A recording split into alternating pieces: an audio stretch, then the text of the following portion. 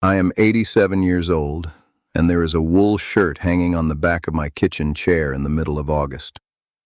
I want to tell you about the winter I understood that my body had stopped making its own heat the way it once did, and the 5 things I changed after that. 5. 5 plain decisions an old man made in a small house at the edge of a field. When I finally counted them out on my fingers, I did not feel ashamed, and I did not feel proud either. I felt honest.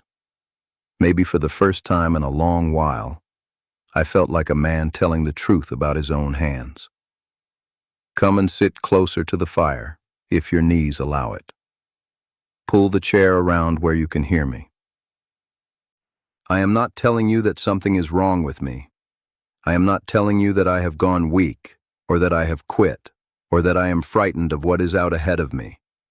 And I am not telling you one word about your body, because I do not know your body, and no old man in a chair should pretend he does. I am telling you what I noticed in my own house, and what I did with it. That is the whole of what I have to hand you. Has your own house started asking you something lately? When I was a boy, there was an old woman among my people that everyone called Grandmother Weaver. She had hands like winter branches, and if she was ever cold, she never let it show. She used to say a thing I have carried my whole life. The cold is not a thief. The cold is a question, and everything alive has to answer it. That is the spine of everything that follows.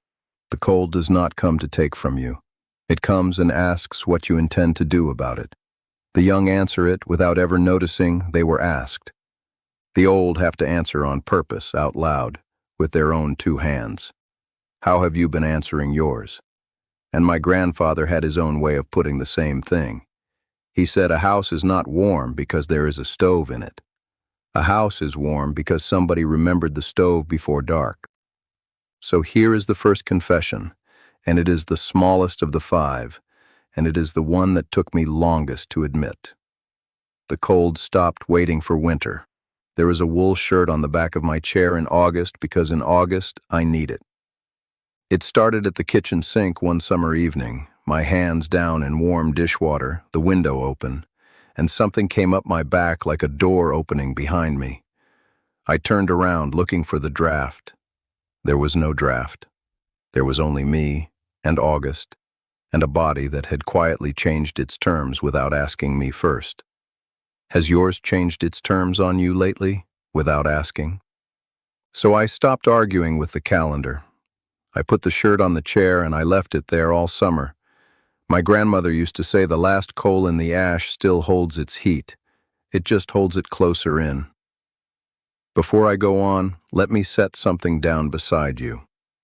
I have a small book called The Native Way, and it holds the old sayings and the quiet practices my grandmother and my grandfather handed down to me. The link for it is in the description and the pinned comment. No pressure at all from me. I am in this chair either way, and the fire is the same size whether you ever open a page of it or not. So let me give you the second thing I changed. The second confession is about the order of things, and it is so simple that it embarrasses me a little to say it out loud. For most of my life, I did it backwards. I went out first and warmed up after. Out to the woodpile in the dark, out down the lane to the box at the road, out to start the truck and scrape the glass, and then back inside shaking, standing over the stove with my hands held flat, waiting to become a person again. That was the routine of 50 years, and I never once questioned it, because for 50 years it worked. A man goes out cold, comes back in, and the house does the rest. Then, one January morning, I stood at the door with my hand on the latch, and I did not want to go out. Not because of the walk, because of what the walk would take out of me, and how long the taking back would be. So I turned around and put the kettle on first. I sat down with something hot in a bowl and ate it slowly while the truck ran out in the yard, and only then did I put my coat on and go. When I came back in, I did not need the stove the way I had needed it before. I had not gotten stronger overnight. I had simply carried something out with me instead of expecting to find it waiting when I returned. There was a day before that, in town, that I think about. I had driven in on an empty morning and I sat in the truck in the lot afterward with my hands on the wheel and could not feel much of the wheel at all. And I sat there a long while, telling myself it was the wind coming down between the buildings. It was not the wind. I had walked out of my own house carrying nothing. My grandfather kept round stones by the fire in the cold months. Before a long ride, he would set them in the ashes to take the heat and wrap them and lay them down at his feet in the wagon. He said it plain. You warm the stone before you carry it, not after you have set it down. I was an old man myself before I understood that he had never been talking about stones. Do you do it backwards too? Do you wait until you are shaking before you start the kettle? The third confession cost me 2 winters, and I would like to have them back. For 2 winters I would not wear the heavier coat. It hung on the nail by the door where I saw it every single morning, and every single morning I walked straight past it, because the man I used to be did not need it.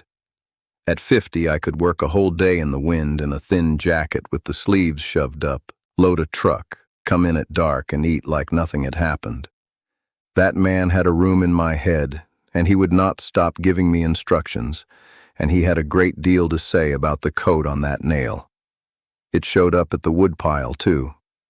I used to carry an armload of 8 pieces up to the house, and now I carry 4 and go twice. And for a while I stood out there in the yard sneering at my own 4 pieces like a man watching somebody else fail at a job he could have done. Then one morning I stopped with my hand on that nail, and I worked out what I had actually been doing. I was not comparing myself to a man. I was comparing myself to a season.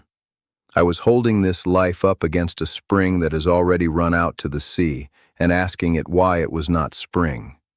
The river in autumn is not a failed river of spring. It is lower, and it is slower, and it is clearer than it has been all year, and it is going exactly where it was always going. Nobody stands on the bank in October and says the water has disgraced itself.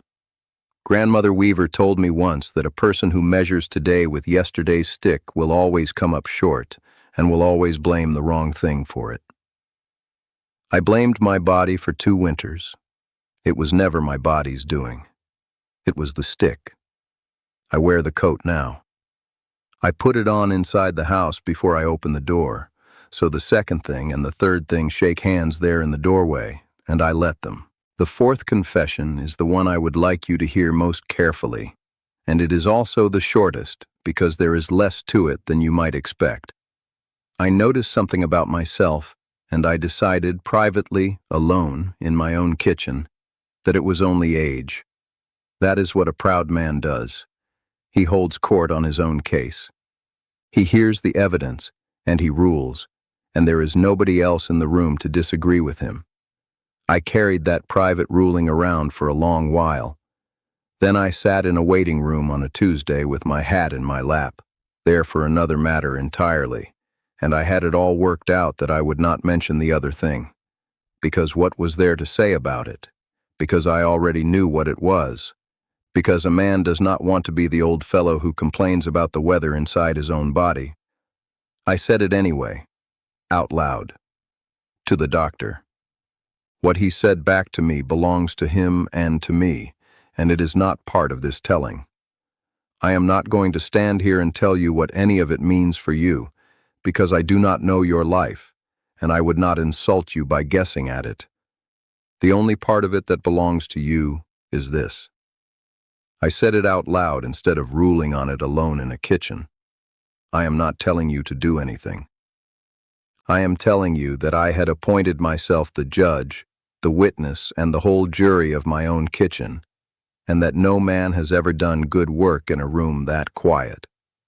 My grandfather had a saying about a roof. The man who never climbs up to look at the roof finds out about it in the rain, and he never climbs up because he is certain of what he would find. That certainty is the whole trouble. It is not the roof that keeps him down on the ground. It is being sure he already knows. What have you decided about yourself, alone, with nobody in the room to disagree? And then the fifth. This is the one I am least proud of, and it is the one I would give you first if I were only allowed to give you one. It took me a long time to work out that the cold is lonelier than it is painful. I do not have a better way to say it than that. The ache in the hands, a man can manage. It is the long evening that is hard. It is the light going early and the house getting quiet and nobody coming up the lane, and the way the quiet and the chill come in under the same door together until you cannot tell any more which of the two you are feeling. And I kept answering it with blankets. Blankets on the bed, blankets over the chair, one folded on the arm of the couch that nobody ever once unfolded. I was answering the wrong question with an answer that looked exactly right. I let the phone ring out more than once in those months, too. Not out of any bad feeling. I simply had nothing to report, and I had got it into my head that a man ought to have something to report before he takes up somebody's evening. My neighbor is a woman named Delia. She lost her husband the winter before all of this, and she is nobody's idea of a nurse, and she would laugh out loud if she heard me call her one. What she started doing, without my asking and without ever once making anything of it, is bringing over a second cup. She makes hers, and then she makes one more, and she carries it across in the dark with her hand laid over the top of it, and she sits down in the chair by the window, and sometimes we say something, and mostly we do not. The first night she did it, I stood at the window after she had gone home and looked at the two cups on the table, and I will tell you honestly that the second cup undid something in me that no blanket in that house had ever gotten near. And on those evenings I am not cold. I want to be careful with you here, because I will not make you a promise about your body, and I do not know what warmth is or where it comes from. I only know what I have sat in. Grandmother Weaver said it long before Delia ever walked across that yard. One log will not burn alone. Two will burn all night. Now I want to say something about what naming these 5 things did to me, because I know how a list like this can sound from the outside looking in. Counting them was not the same as hating myself for them. I need you to hear that in the right tone of voice. When I put those 5 up on my fingers, I was not building a case against an old man. I was doing what a man does with a fence line in the fall, walking it slowly, finding the 2 posts that lean, and not concluding from those 2 posts that the whole fence is rotten and the field is lost. There is a difference between a thing I do and a thing I am. If I say I waited until I was shaking to put the kettle on, that is a thing I did. And a thing I did can be done differently tomorrow morning without any great trouble at all. But if I say I am an old man on his way down, then I have taken something I do and turned it into a name I have to wear, and a name has no tomorrow morning in it. A name just sits there on you. Which name have you been handing yourself? The 5 things in this telling are all doors and not verdicts. Every one of them I found the same way. By noticing something small and being willing to say it out loud, instead of filing it away under the word age, which is the largest and laziest drawer a man ever built for himself. Everything goes in that drawer. Nothing ever comes back out of it. I am not repaired.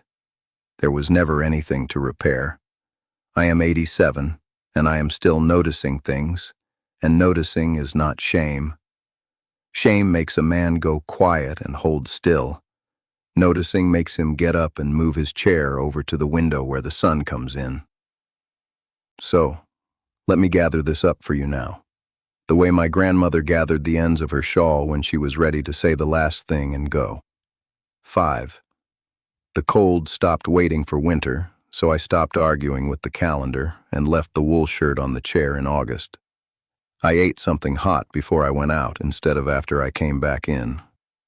I quit measuring myself against a man of 50 who is not coming back. I said the thing out loud to a doctor instead of holding court on my own case in my own kitchen. And I answered the long evenings with company and not only with blankets, that is the shawl, gathered. Now turn it toward your own house because it was never really about mine. Is there a coat on a nail that you walk past every morning because of who you used to be? Do you go out first and warm up after? Have you decided something about yourself, quietly, alone, and never once said it out loud to another living person? And when the evening gets long and the light goes early, do you reach for the blanket or do you reach for the telephone? I am not going to answer any of those for you. They were never my questions. They are only mine to hand across. I know what some of you are sitting there thinking, because I thought it myself at that table with my fingers up in front of me. You are thinking, is it too late for me? Here is all I am willing to say to that, and I will not go 1 inch past it. I cannot promise you a result. I cannot promise you an easy winter or a warm one, or that anything at all will change for you. What I know is that age has not taken your ability to notice one thing about your own life, and it has not taken your ability to make one ordinary choice about it. Not 5. 1. That much stays with a person. It stayed with me at 87, and nobody has ever come and taken it out of my hands. So tell me now, of these 5, which number hit the closest to home for you? Was it the first one, the shirt on the chair in August? Or was it the 5th one, the second cup carried across a dark yard? Tell me down in the comments, and tell me the number, because I read every comment that finds its way to this old chair, and there are evenings when yours is the company. And then come back and sit with me again tomorrow. There will be a fire going, and I will leave the chair by the window turned toward you,